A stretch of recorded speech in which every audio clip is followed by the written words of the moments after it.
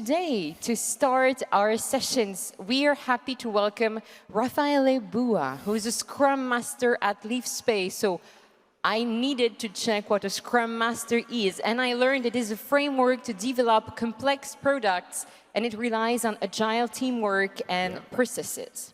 Yeah. Raffaele Bua, you were a software engineer, and you have nurtured your appetite for management and combined your interest for agile teamwork in the space industry within Circle, Neurogena Technologies, and since 2022, LeafSpace. Yeah.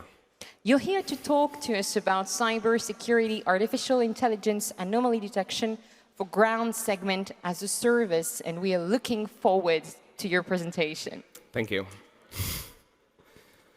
Good morning. I'm Raffaele Bua. I'm a Scrum Master in LeafSpace. As Scrum Master, I manage the development team following the Agile methodology. So today I'm here to present to you an R&D project, an idea of an R&D project about how to anomaly detection for ground segment as a service. So we are LeafSpace. We provide a ground segment as a service. We have a network of ground station in the worldwide. We support about 70 satellites. We have about 40 employees. We are the second provider in the world for small SATs, and we are the only company with a scheduler that manages the shared network of ground stations. So we provide a service between operations and spec segment. So we abstract the ground station and the network of ground stations so that our customer can connect directly to the satellites exploiting API through the internet. We have three main services. One of them is Leafline, that is a fully managed multi-mission ground segment as a service.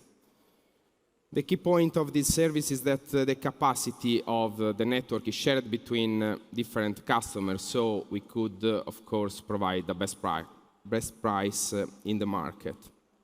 We support different most used frequency bands, and this solution is the best solution for small satellites, small constellation, because we provide a shared network. That means if the company or the customer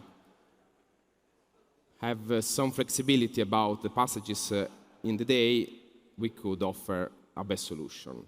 Of course, if you have a big constellation and you don't need a shared network, we offer also a dedicated network, and this is LeafKey, of course, based on the knowledge and the technology that we have matured in Leafline. The third service that we provide is LeafTrack, and in this case, we connect our customers with directly the launcher. So we cover operation in space for satellites and also the launchers. This is our network in the worldwide. The plan for the end of the year is to reach 30 ground stations. And this is the network of Leafline, where we shared the ground station between different customers. So, about the interfaces for our customer, the interfaces are just REST API, so it's enough internet, and we could abstract the RF part and the connectivity between satellites and antennas. About security, we follow the zero trust approach. We don't retrieve, we don't save, we don't store any data of our customers. we don't have the keys to decrypt or encrypt the data. So for us, the data is just a string of bits, bytes that we retrieve from the space and we through to our customers. So about the OZ layer, we operate in the physical layer. So we get the data from space by RF modulation. And then we encode these signals to the transfer frame that follow the specification of the protocol used by our customers. So we stop there, and then through our platform, just we send the data to the customers. With a zero trust approach, so if an attacker broken our security, cannot steal the data of our customers. This is a good point, and so the data is totally safe for our customers from this point of view. Of course, we are exposed to some threats. It's not about to steal the data because we don't know anything about the data of our customers. But in general, of course, we're exposed to threats that could decrease our reliability. So could be a problem for us and our customers. The main threats that we have identified are data corruption, interception, jamming, of course, masquerade, replay, and unauthorized accesses. So in general, an attacker could enter inside of a software as a service. We are ground station as a service, so we are exposed on the internet. And maybe they could modify information, also thief commercial data, also with jamming, corrupting the communication from ground station to space. And so we thought about an R&D project. This is just an idea so far. We are starting on it. And we are not, of course, expert in cybersecurity. Our focus is on ground segments. The proposal is inspired by the immune system. So an immune system is a system that's recognize what is self and what is not self in a life form.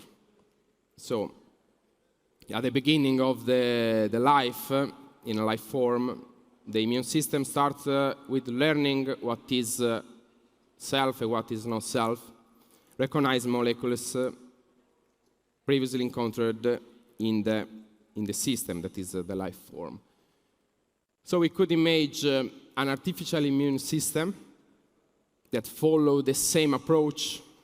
And so in the blood of our system that are communication between satellites and ground stations and also between many subsystems inside of our platform, we could try to identify, to design an immune system, immune agent that observe the communication, so the blood of our platform. So the idea is, okay, we have our platform where there is the user that communicates with our network, our management system. The management system is composed with different modules that communicate each other. And also the platform, of course, communicates with ground station that communicates with the satellites.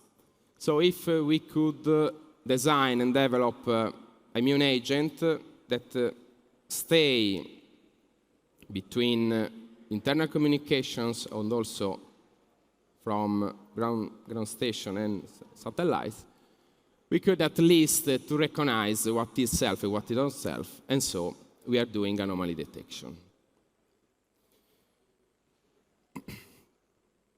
Bringing back to the OZ layer abstraction, we focus on transport layer, so TCP packets and RF, so physical layer. So we could imagine to train our agents just to recognize what is self, so this system and what is not self. About models, this is an R&D project, so we could imagine to follow the machine learning models. This is an autoencoder that's a really simple machine learning model where there is input and output. The goal of autoencoder is just to replicate the input. So it's trained to learn what are the nominal behavior of an environment, a universe, a world. And in this case, it could be, I don't know, the communication between the antenna to the satellites using the RF data signals. And the main point is that, OK, we have inputs.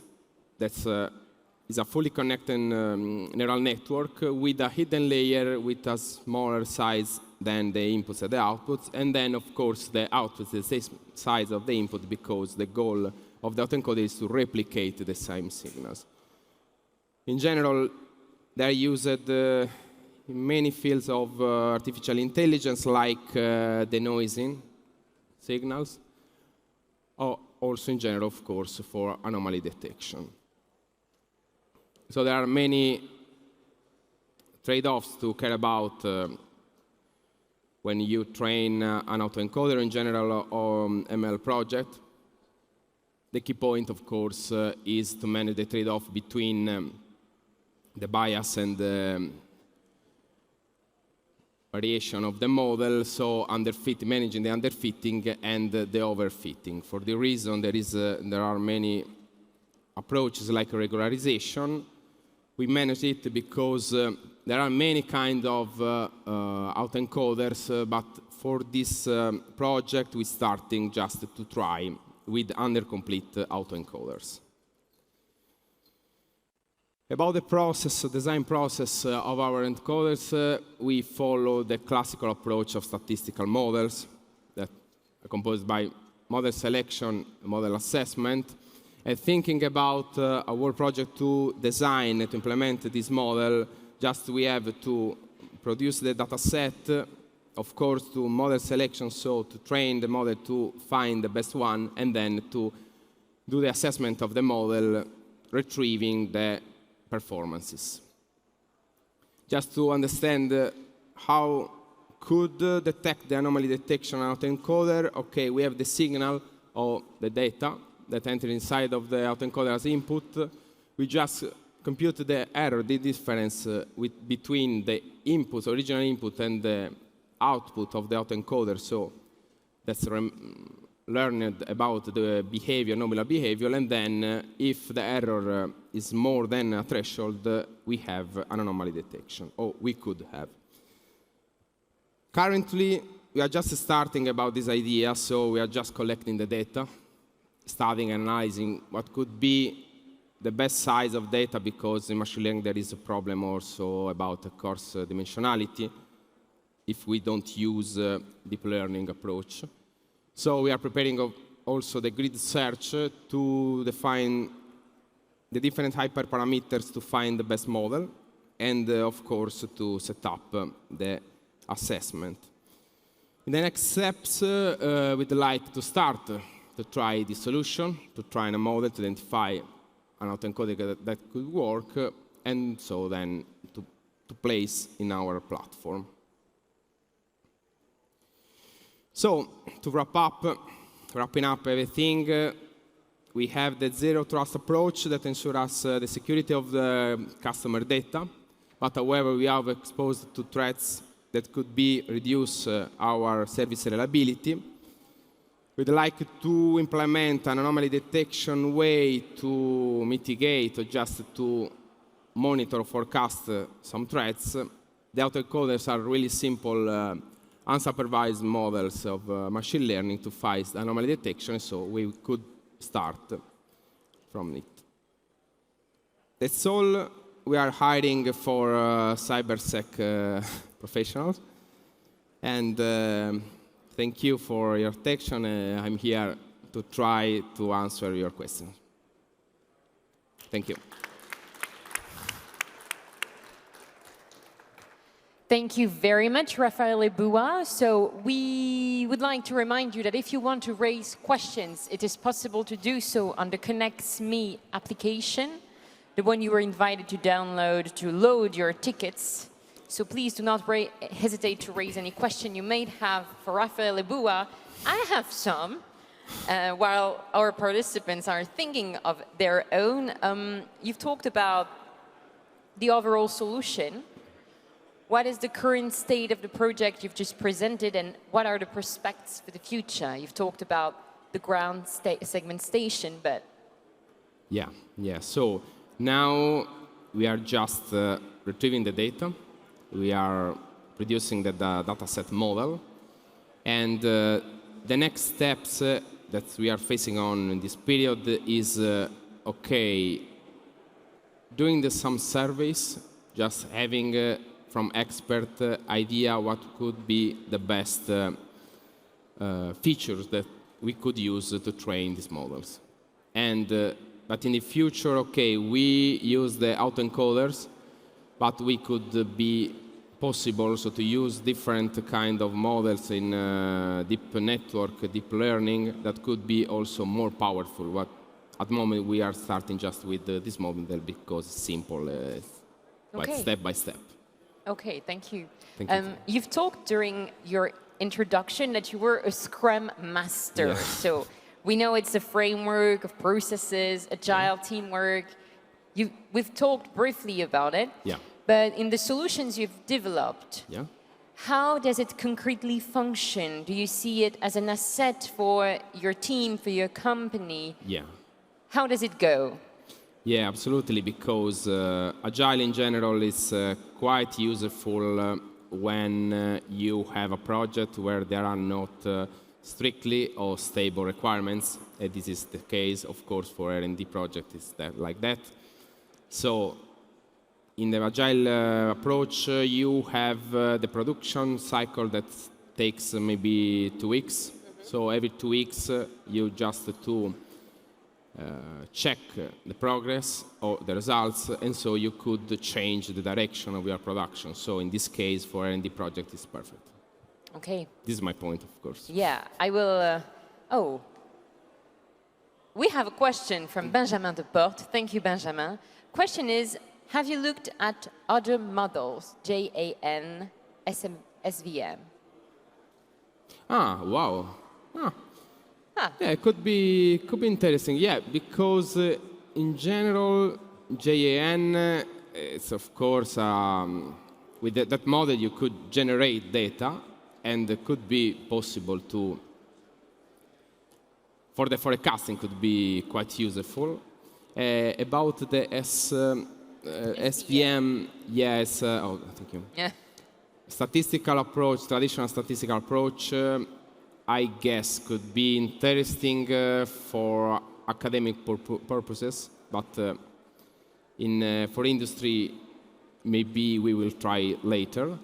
However, in general, for machine learning, I guess there is no strict path that you have to follow, but you have to use different models and then to compare them each other for finding the best one. So GAN, maybe because also autoencoder generate data when you use to apply colors to maybe black and white images, for instance.